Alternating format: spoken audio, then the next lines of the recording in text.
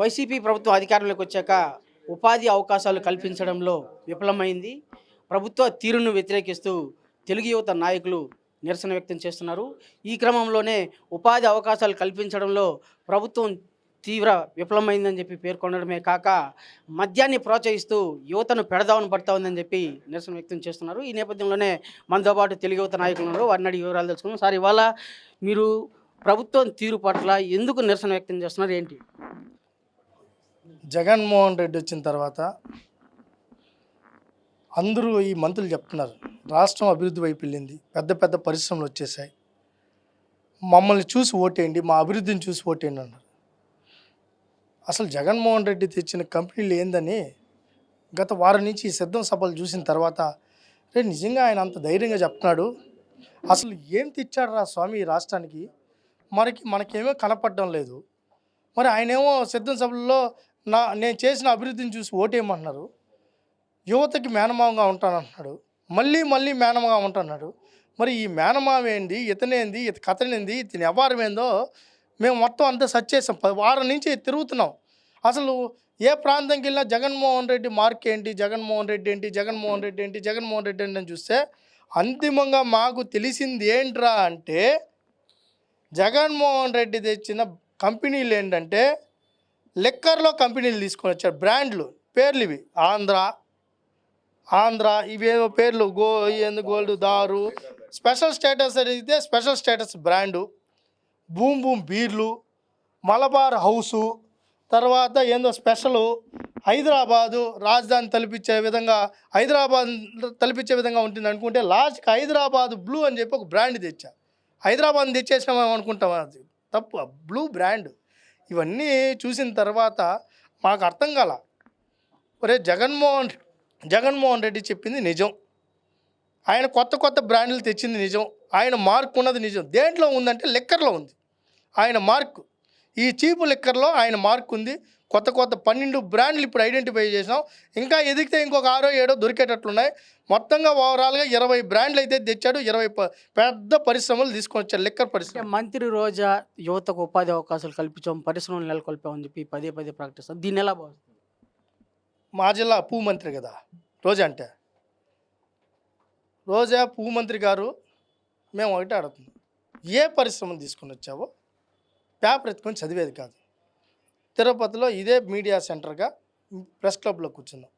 చంద్రబాబు నాయుడు గారు ముఖ్యమంత్రిగా ఉన్నప్పుడు రేణిగుంట ఎయిర్పోర్ట్ పరిసర ప్రాంతాల్లో వచ్చిన కంపెనీలు ఏంటి, ఈ రాష్ట్రానికి వచ్చిన పరిశ్రమలు ఏంటి, ఈ రాష్ట్రంలో ఎన్ని ఐటీ పార్కులు తీసుకొని వచ్చారు, పార్కులతో పాటు ఇండస్ట్రియల్ పార్కులు తీసుకొని వచ్చారు. మీరు చూసే ఉంటే ఈ తిరుపతి ప్రాంతంలో ఇక్కడ రామిరెడ్డిపల్లి దగ్గర ఇండస్ట్రియల్ పార్క్ తీసుకొని రావచ్చు.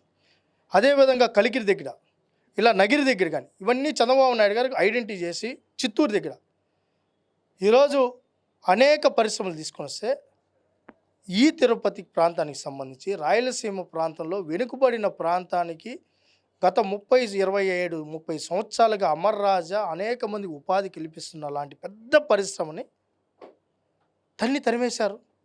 వాళ్ళు ఈరోజు తెలంగాణలో పెట్టుబడులు పెట్టారు, తమిళనాడులో పెట్టుబడులు పెట్టారు. నువ్వే కదా ఇక్కడ మంత్రి. అంతకుముందు పరిశ్రమల శాఖకు సంబంధించి నువ్వు కూడా చైర్మన్గా చేసావు కదా. మరి ఏం చేసావమ్మా? ఎక్కడ నువ్వు తెచ్చిన పరిశ్రమలు ఎక్కడ ఒక్కటి చూపి, ఒక్కటి రా పదం చర్చగా మేము సిద్ధం.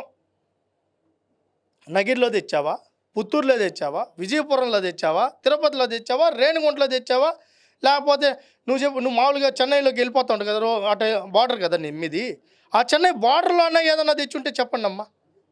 నీ పుణ్యమా అని నువ్వు చేసింది ఏదన్నా ఉంటే ప్రతిరోజు తిరుమలకి వెళ్ళి దర్శనం చేసుకోవడం, 10 మందినో 20 మందిని వేసుకొని నోరేసుకొని మాట్లాడడం, నాయకులను తెద్దాం, పెద్దరికం లేదు, అనుభవం అంటే గౌరవం లేదు.